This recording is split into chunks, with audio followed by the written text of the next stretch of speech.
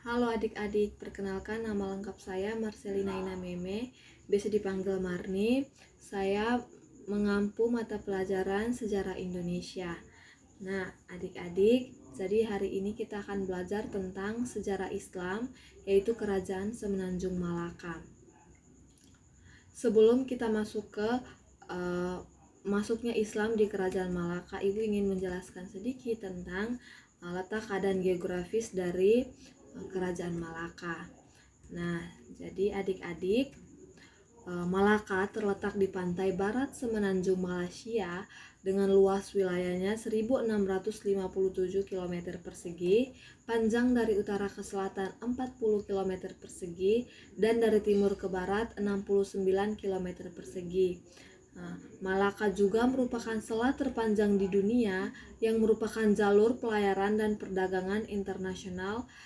Malaka pada awalnya merupakan daerah yang tidak berpenghuni atau lebih tepatnya jarang penduduknya. Malaka dengan laut sebelah utara, sedangkan bagian utara dengan bagian timur dan baratnya dibatasi oleh pegunungan. Nah, kemudian keadaan demografis Semenanjung Malaka.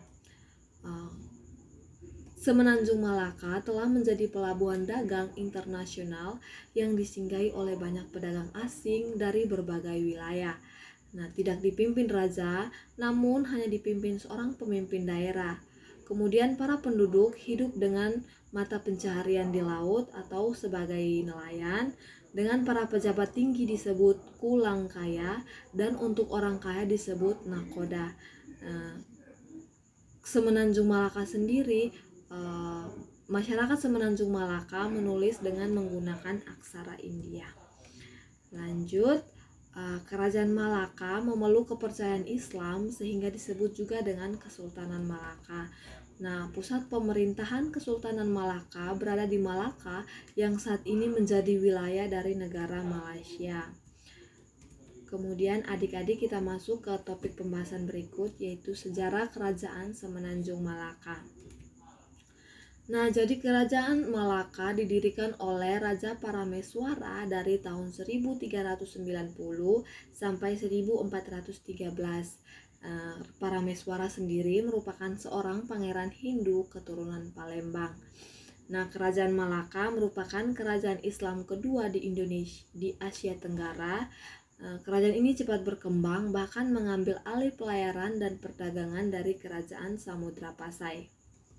Kemudian lanjut, saat itu Raja Parameswara berhasil meloloskan diri dari serangan Majapahit pada tahun 1377 dan berlindung di Tumasik, nama tempat yaitu nama tempat tua Singapura yang saat berada di bawah kekuasaan Siam.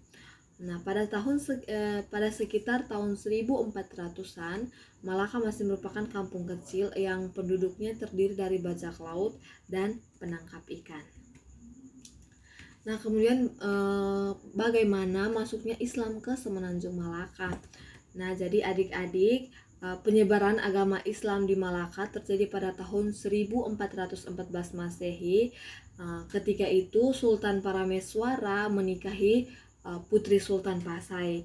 Nah, setelah menikahi putri Sultan Pasai, Parameswara mengubah namanya menjadi Iskandar Shah, dan Kesultanan Malaka menjadi maju ketika Sultan Mansur Shah memerintah. Lanjut, kita masuk ke masa kejayaan Semenanjung Malaka. Jadi adik-adik, Kerajaan Malaka mencapai puncak kejayaan pada masa pemerintahan Sultan Mansur Shah dari tahun 1459 sampai 1477 Masehi. Nah, Malaka tidak hanya berfungsi sebagai tempat perdagangan, melainkan penyebaran agama Islam juga melalui jalur perdagangan.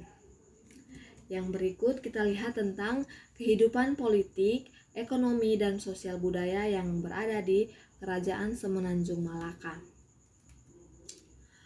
Yang pertama kita lihat tentang kehidupan politik. Nah, adik-adik, berawal dari Paramisora atau dari Majapahit, yaitu Raja Parameswara melarikan diri dari melarikan diri dari serangan Majapahit ke Tumasik dan mendirikan Kesultanan Malaka dengan gelar Sultan Iskandar Shah pada abad ke-15. Nah, kemudian raja-raja yang pernah memerintah di kerajaan ini adalah Sri Maharaja, Sri Parameswara Dewa Shah, Sultan Muzaffar Shah, Sultan Mansur Shah, Sultan Alauddin Riayat, dan Sultan Mahmud Shah.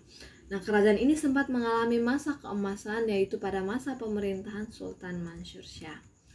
Kemudian kita lihat kehidupan ekonomi yang ada di kerajaan Semenanjung Malaka. Kesultanan Malaka adalah kerajaan maritim yang mengandalkan perekonomian dari perdagangan. Nah, mengapa sehingga Kesultanan Malaka mengandalkan perekonomian dari perdagangan? Karena tentunya lokasinya yang strategis, yaitu ia menjadi di jalur perdagangan internasional, membuat kerajaan ini berkembang sangat pesat. Komoditas utama kerajaan ini terdiri dari emas, timah, lada, dan kapur. Kemudian kita lihat tentang kehidupan sosial budaya. Bagaimana kehidupan sosial budaya yang terjadi di kerajaan Malaka saat itu ya. Jadi kehidupan sosial pada kerajaan Malaka diwarnai oleh kecemburuan sosial yang dirasakan oleh golongan masyarakat biasa. Sedangkan kehidupan budayanya ditandai dengan berkembangnya karya sastra. Nah, adik-adik, kehidupan sosial pada kerajaan Malaka diwarnai dengan kecemburuan sosial yang dirasakan oleh golongan masyarakat biasa. Jadi kita bisa lihat, kita bisa mendefinisikan bahwa pada saat itu kerajaan Malaka mengandung sistem kasta. Nah, jadi adanya kecemburuan dari masyarakat biasa dengan masyarakat yang mempunyai harta ya. Kemudian lanjut, raja-raja yang pernah memerintah di kerajaan Semenanjung Malaka. Yang pertama yaitu Raja Parameswara dari tahun 1405 sampai tahun 1414 Masehi. Yang berikut Mega Iskandar Shah dari tahun 1414 sampai 1424 Masehi.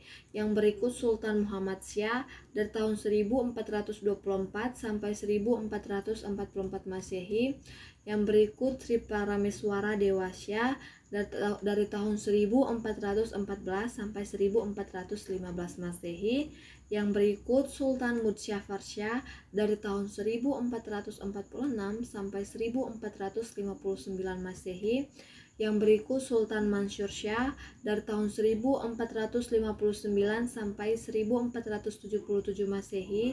Yang berikut Sultan Alauddin Riayat Shah dari tahun 1477 sampai 1488. Dan yang terakhir adalah Sultan Mahmud Shah dari tahun 1488 sampai 1511. Nah, adik-adik, setelah kita mengetahui beberapa raja yang telah memerintah di kerajaan Semenanjung Malaka, kita lihat masa akhir dari kejayaan kerajaan Semenanjung Malaka. Tadi kan kita sudah membahas tentang masa kejayaan. Jadi pada sebuah kerajaan ada masa kejayaan dan ada masa akhir kejayaan atau masa keruntuhannya. Jadi kejayaan Malaka ternyata mengundang bangsa-bangsa asing untuk mengincar pelabuhannya. Karena letaknya yang strategis itu yang mengundang bangsa-bangsa asing untuk mengincar pelabuhannya. Namun hal ini pula yang membuat kekuasaan Sultan Malaka hanya berlangsung sekitar 1 abad, karena runtuhnya pada tahun 1511 Masehi setelah diserang Portugis yang dibawa pimpinan Alfonso de Albuquerque. Nah, raja terakhir kerajaan Malaka adalah Sultan Mahmud Shah. Tapi teman-teman, pada periode ini pemerintahnya sangat lemah karena Sultan tidak peduli dengan masalah kenegaraan. Sultan tidak peduli tentang masalah kenegaraan, kerajaan, kemudian tidak peduli dengan